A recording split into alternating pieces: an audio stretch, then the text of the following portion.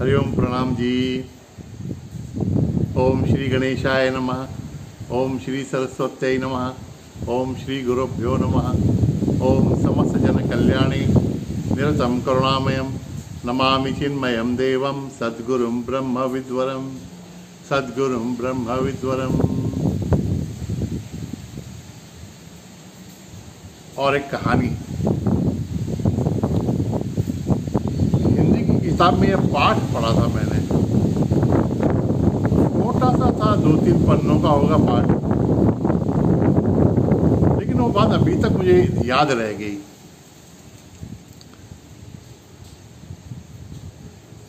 लेखक लिख रहे हैं कि एक दिन अचानक उनके घर पे 2-3 मेहमान आ गए सुबह सुबह।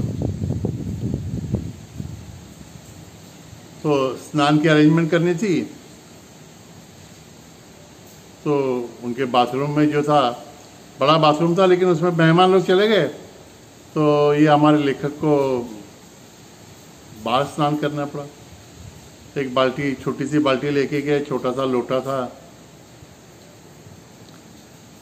लेकिन लेखक कहते हैं कि स्नान करने के बाद में उनको ऐसा अनुभव हुआ कि बहुत आनंद आ रहा है, मन बहुत प्रसन्न हो रहा है। तो वो सोचने लगे। अच्छे लोग सोचते हैं, विश्लेषण करते हैं अनुभवों का कि आज सुखी हैं तो क्यों सुखी हैं, आज दुखी हैं तो क्यों दुखी हैं। तो वो विचार करने लगे कि क्या बदलाव आया था, क्यों, कहाँ से ये आनंद आया। तो उनको ध्यान में आया कि हो न हो, आज स्नान करने की प्रक्रिया में ही कुछ आनंद आया है।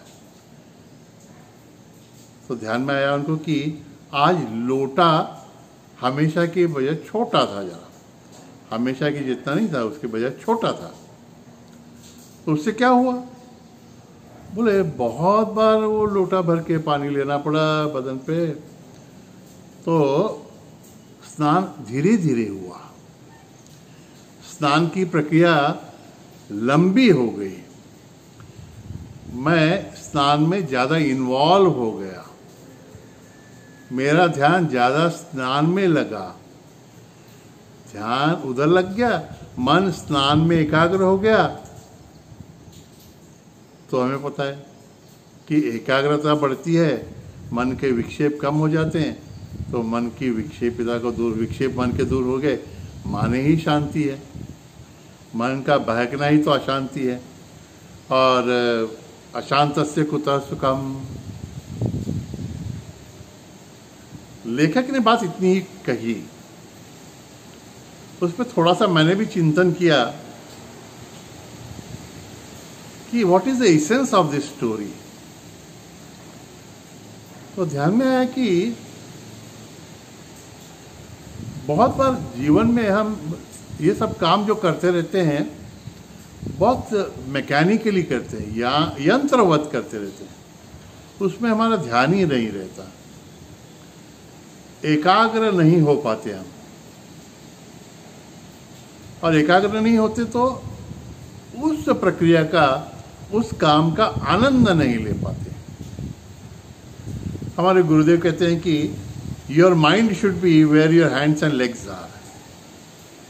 जहाँ आपके हाथ और पैर हों, वहीं पे आपका मन होना चाहिए।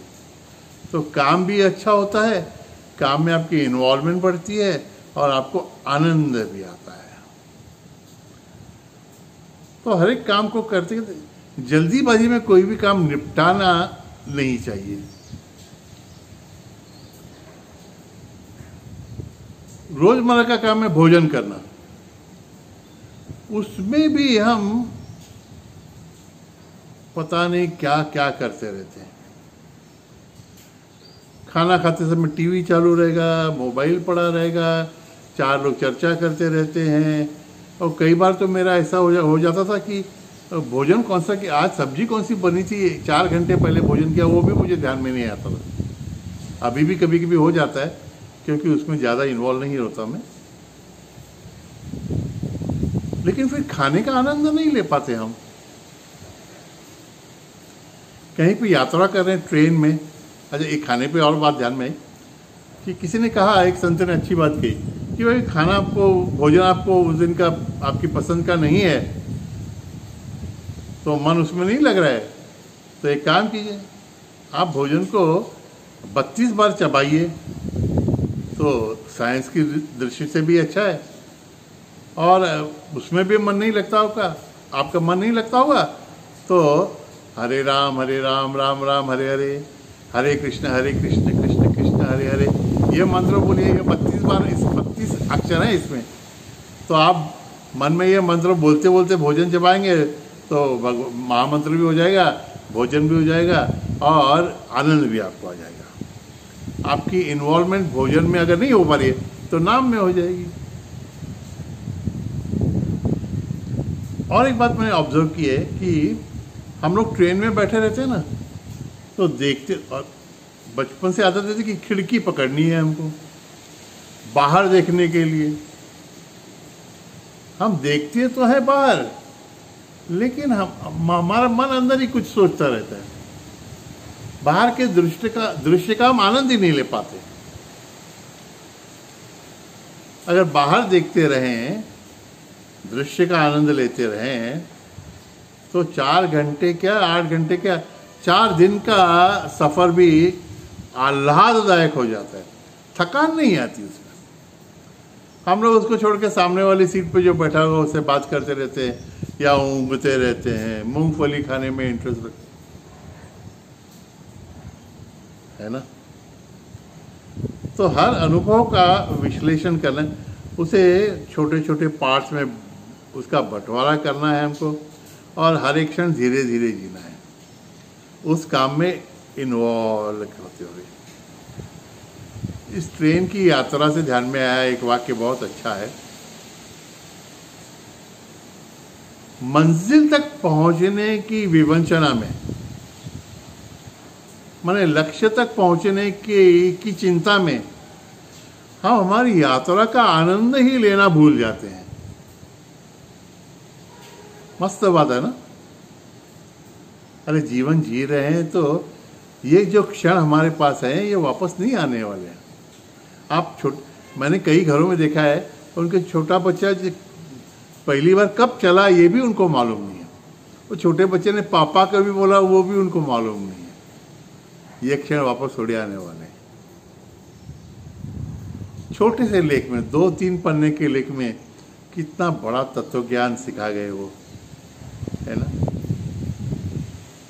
मैंने तो बहुत कुछ सीखा उस लेख से, लेकिन वो आपसे क्यों शेयर करूं?